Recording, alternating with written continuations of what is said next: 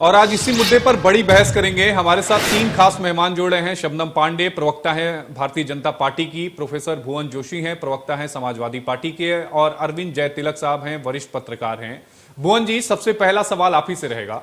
ये open letter लिखने की जरूरत क्यों आन पड़ी? क्या ये बताने की कोशिश की जा रही है कि अब दबाव में हम किसी के नहीं आएंगे? अगर कोई भी पार्टी अगर दबाव की राजनीति करती है, चाहे ओम प्रकाश राजभर लगातार बयान देते आए हों, चाहे शिवपाल जी लगातार अखिलेश यादव जी के खिलाफ बयान देते आए हों, उस बयान में, उस दबाव में अब हम दबेंगे नहीं।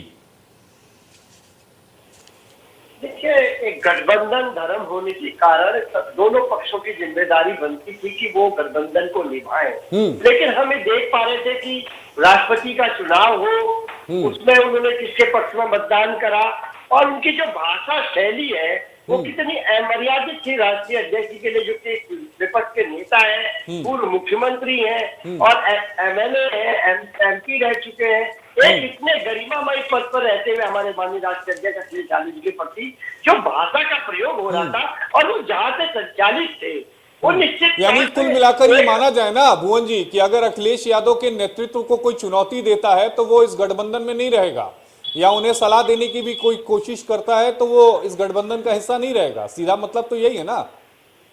मैं कहना चाहता हूँ, जो गठबंधन धर्म होता है, हाँ। उसमें दोनों की जिम्मेदारी ये बनती है कि दोनों लोग एक दूसरे के सम्मान का ख्याल रखें। लेकिन जब आप किसी और चैनल के माध्यम से या मीडिया के माध्यम से अपनी बातें रखते हैं तो निश्चित तौर पर पता चल जाता है। क्या गठबंधन धर्म ये नहीं कहता कि आपस में मिल बैठकर अगर कोई दिक्कतें आ रही हैं, कोई नाराजगी है तो उसे मनाया जा सके? आपके चैनल के माध्यम से मैं देख पा रहा था, चुनाव में वो कह रहे थे सन्यासी मंदिर में, और कह रहे थे माननीय अखिलेश यादव जी से ज्यादा सम्मान कोई दे नहीं सकता। लेकिन ये भाषा शैली क्यों बदली, और ये सारा देश और प्रदेश देख रहा है और सारी चीजें सामने आ रही है धीरे धीरे। नहीं, मतलब वही है ना, बात वही है ना कि अगर आपको गठबंधन धर्म में रहना है तो अखिलेश यादव जी जो कहेंगे वो करना होगा, नहीं तो आप गठबंधन के हिस्सा नहीं है। ओपी राजभर जी का भी अभी थोड़ी देर पहले का एक बयान होगा, थोड़ी देर बाद में आपको सुनवाऊंगा भी, जिसमें ओपी राजभर ये कह रहे हैं कि अखिलेश यादव जी तो किसी की सुनने के लिए तैयार ही नहीं है। मैं आपके माध्यम से समझा देता हूँ, आपके तरीके से आपको समझाने की कोशिश करता हूँ। नहीं, आप जनता के तरीके से समझाइए, मेरे तरीके से मत समझाइए, आप जनता को समझाइए सर।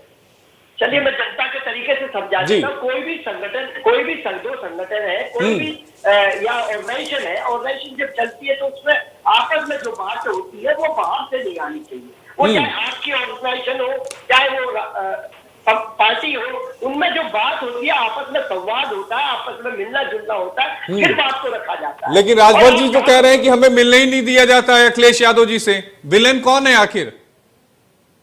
वही राजभर जी जो पूरे चुनाव में तारीफ करते नहीं सकते थे माननीय अखिलेश यादव जी की, ज्यादा सम्मान कोई नहीं देता, और वो कहते थे सन्यासी। नहीं, वो सम्मान का लेटर हमने देख लिया भुवन जी, वो जो सम्मान देते हैं उस सम्मान का लेटर हम अपनी टीवी स्क्रीन पर चला रहे हैं। आप उसको खूब चलाइए, वो सार्वजनिक हमने ही करा, तभी आप नहीं, जारी तो आप ही नहीं किया है, हमारा काम तो चलाना है, हम तो चलाएंगे ही ना। बिल्कुल बिल्कुल, हमने जारी करा है। जब आप वहां पर विभीषण की भूमिका अदा करेंगे तो विभीषण को साथ क्या कहना जाता है, बताइए। नहीं, आप अपनी पार्टी में सब कुछ ठीक कर नहीं पाए, गठबंधन को बचा नहीं पाए। ऐसा तो नहीं है ना कि बीच में जो बीजेपी है वो बाजी मार के लेके जाएगी 2024 में?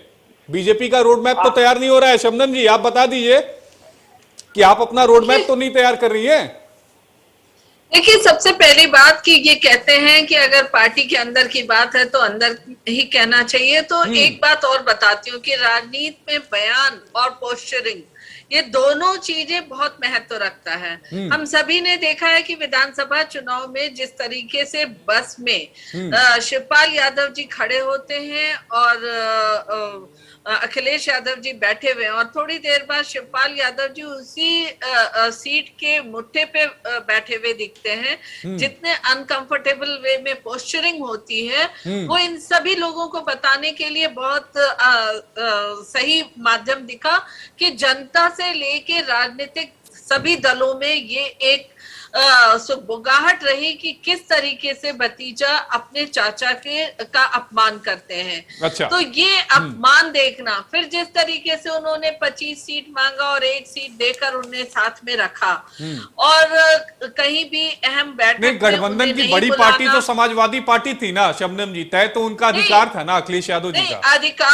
अधिकार था, पर उन्होंने अपनी पार्टी का विलय इनके साथ कर लिया था। ये मुझे लगता है कि मैं सही बता रही हूँ। अगर विलय कर लिया था तो इसके बाद जब कोई भी मीटिंग होती है, कोई भी अहम बैठक होती है, उसमें भी उन्हें बुलाना चाहिए। बार बार ये शिकायत बाहर आए, शिकायत बाहर तभी आती है जब कहीं ना कहीं उसकी सुनवाई अंदर नहीं होती। जैसा कि राजभर जी कह रहे हैं, वो मिलते ही नहीं है। राजभर जी ने चुनाव के बाद मुखर होकर, जो राजभर जी हर वक्त उनकी तारीफ में लगे रहते थे, उन्होंने मुखर होकर कहा मीडिया के सामने कि एसी से नहीं निकलेंगे तो काम नहीं चलेगा। नहीं शबनम जी,